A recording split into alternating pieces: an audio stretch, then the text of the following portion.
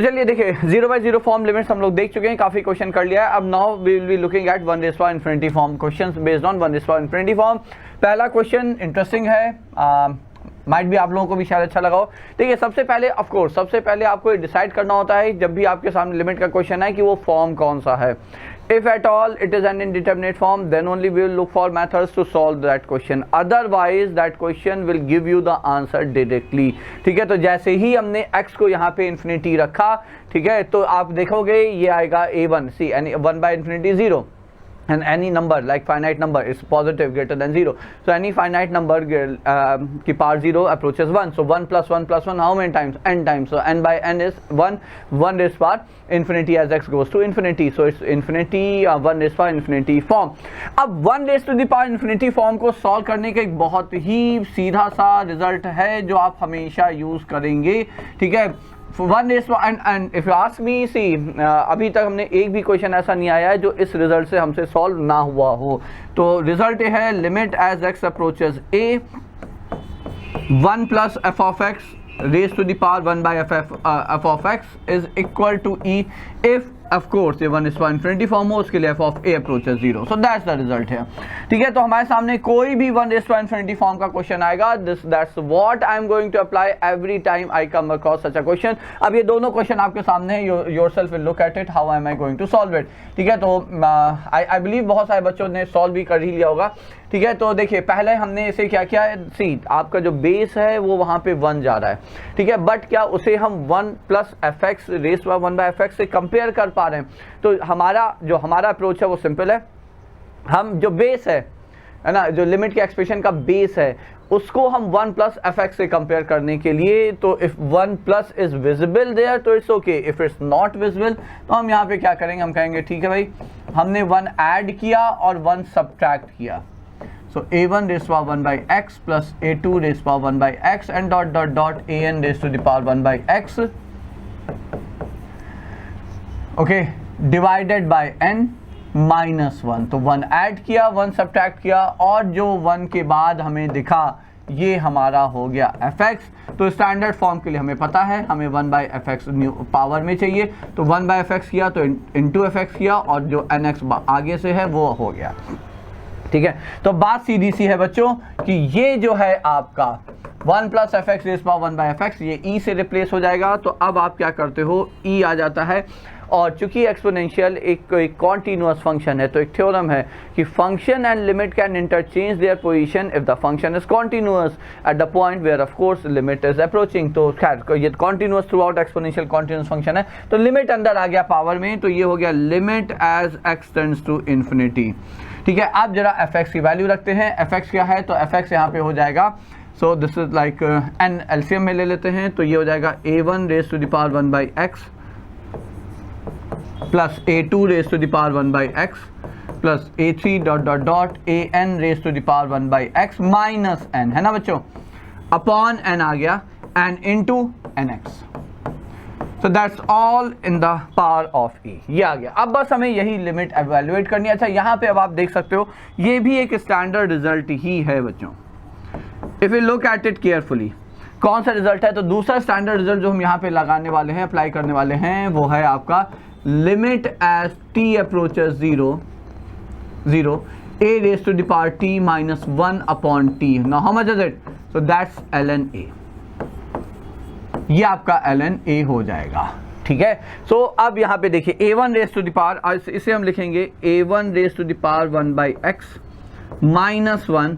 ठीक है, और ये x टेंड्स टू इन्फिनिटी है तो इस x को डिनोमिनेटर में ले आए और ये हो गया 1/x, सबके डिनोमिनेटर यहाँ से हटा दिया हमने, यहाँ से हटा दिया और इसको लिख लिया यहाँ पे 1/x। ऑफ कोर्स इस over the complete denominator over the complete numerator, तो सबको टर्म बाय टर्म, तो और इसी तरह से इसे लिखा a2 raised to the power 1/x minus 1 upon 1/x and so on, last term will be an। अब आप समझ गए होगे कि रिजल्ट आने वाला क्या है, सॉरी दिस इज 1/x है, ओके, ये आ गया। अब जैसे x टेंड्स टू इन्फिनिटी है, 1/x is nothing but t here, आपके लिए 1/x यहाँ पे t हो जाएगा।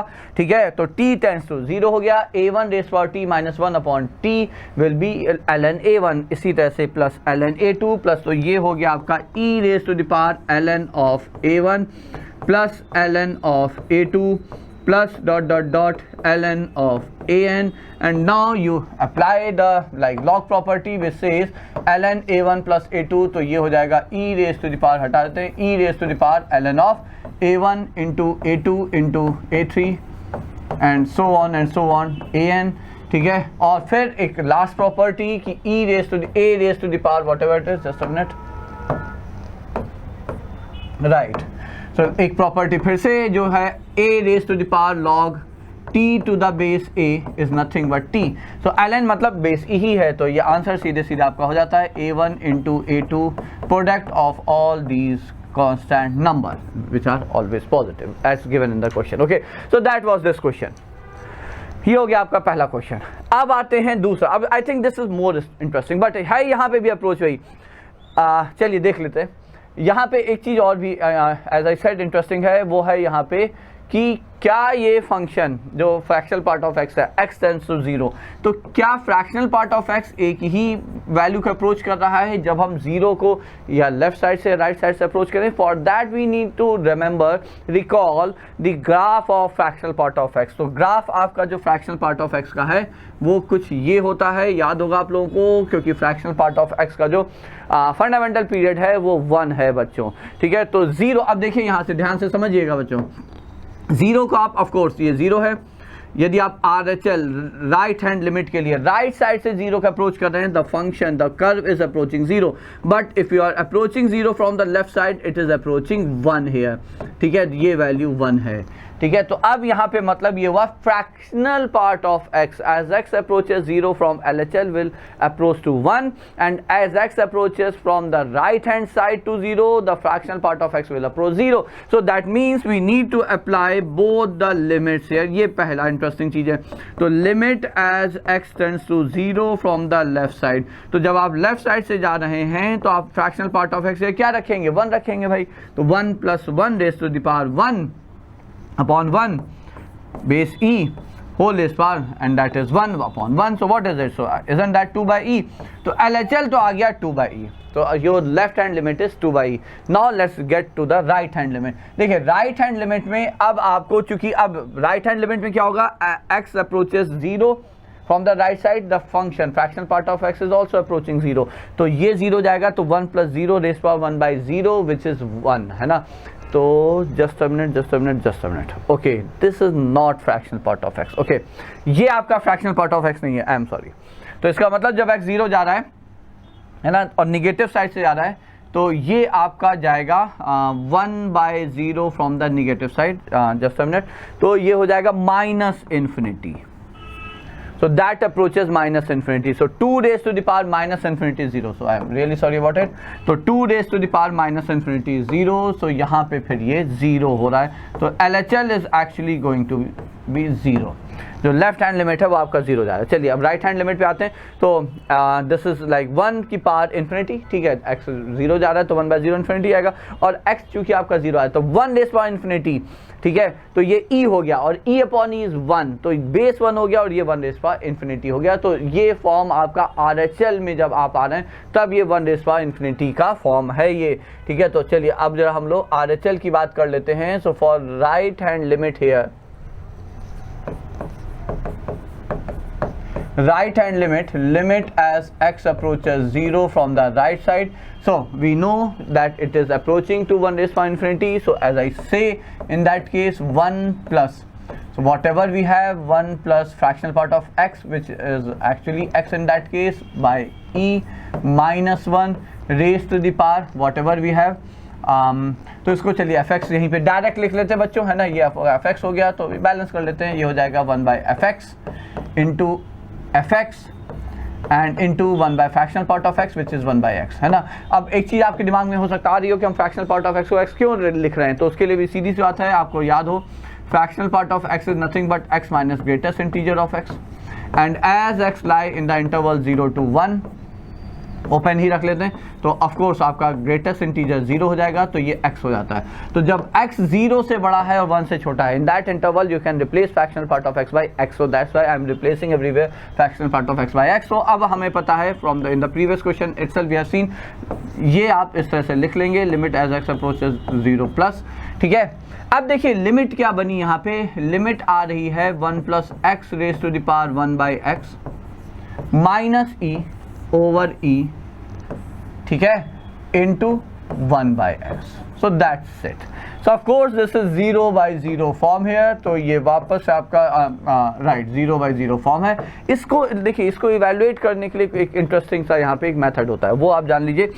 1 plus x raise to the power 1 by x को हम लिख सकते हैं e raise to the power 1 by x times ln of 1 plus x. अब दो तरीके हैं, या आप इसे t मानिए और taking ln both the side, और फिर आप वहां से t वापस निकालेंगे, या दूसरा तरीका जो यहाँ पे डायरेक्ट लिखा उसको समझ लीजिए। बात सीधी सी है कि हमें फिर से जो प्रॉपर्टी हमने आपको बताई a log t to the base a is t, ठीक है। अब आप यहाँ से समझिए कि ये आप लॉ की प्रॉपर्टी यूज करेंगे तो ये आपकी पावर में चलाएगा, तो ये हो जाएगा ln 1 plus x raise to 1 by x, और फिर उसके बाद ये प्रॉपर्टी यूज करेंगे तो आपको यही मिलने वाला है, ठीक है। Now how will that help us, तो ये हो जाएगा ln 1 प्लस एक्स की आप लिमिट है जो ओपन कर दीजिए, सॉरी सीरीज एक्सपैंड कर दीजिए, तो वो हो जाएगा x minus x square by 2। Remember that, isn't that बच्चों, ये हो जाएगा x 1 बाई एक्स को अंदर ले जाइए तो हो जाएगा e 1 minus x by 2 plus x square by 3 minus dot dot dot. अब आप e की सीरीज एक्सपैंड कर दे बच्चों, ठीक है। तो e की सीरीज में देखिए e raise to the power ये अलग कर लिया हमने, into e raise to the power minus x by 2 plus x square by 3 minus dot dot dot, series expand करते हैं, e बाहर आ गया। e raise to power t की सीरीज होती है 1 प्लस t, तो 1 माइनस प्लस t, तो ये हो जाएगा minus x by 2 plus x square by 3 minus dot dot dot, ठीक है, प्लस टी स्क्वायर बाई 2, तो minus x by 2 plus x square by 3 minus dot dot dot whole square by 2 factorial and so on. ये आया आपका finally इसका series expansion, ठीक है, e times this whole thing. अब हमें ये वैल्यू उठा के यहाँ पे रखनी है। I just need to see, we have slide here.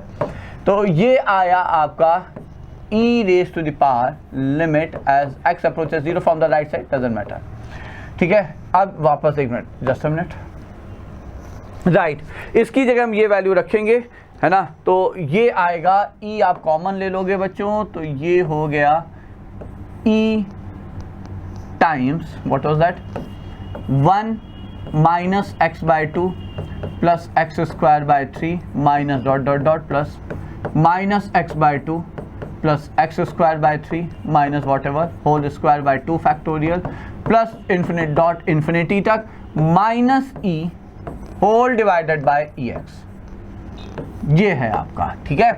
अब देखिए ई यहां से कॉमन लिया, ये कैंसिल, 1 और 1 भी हो गया आपका कैंसिल, समझिएगा, ये 1 और वो 1 कैंसिल हो गया, बचा क्या माइनस एक्स बाई 2। x आप कॉमन ले लीजिए यहाँ से, तो ये हो गया माइनस हाफ, क्योंकि x ये मिनिमम डिग्री टर्म जो है वो x का ही है ऊपर नीचे, ठीक है। तो ये हो गया x बाई 3। अच्छा एक चीज़ समझिएगा, 0 बाई 0 फॉर्म है, यदि उसको नॉन जीरो और फाइनाइट वैल्यू आनी है तो आप मान लीजिए ऊपर नीचे, और अलजेब्राइक टर्म्स हैं न्यूमरेटर डिनोमिनेटर में, तो आप मान के चलिए ऊपर नीचे का मिनिमम डिग्री वाला टर्म मैच करना ही करना होगा, जो कि मैच कर रहा है, नीचे भी मिनिमम डिग्री x है, ऊपर भी मिनिमम डिग्री x है, ठीक है। तो x कॉमन लेते ही आपका यहाँ से ये आ गया, x और x कैंसिल हुआ, minus half, so this is nothing but e raise to the power minus half which is 1 by root e, ठीक है। So that's of course not equal to LHL which was 0, ठीक है। So here since LHL is not equal to RHL, therefore the limit does not exist बच्चों।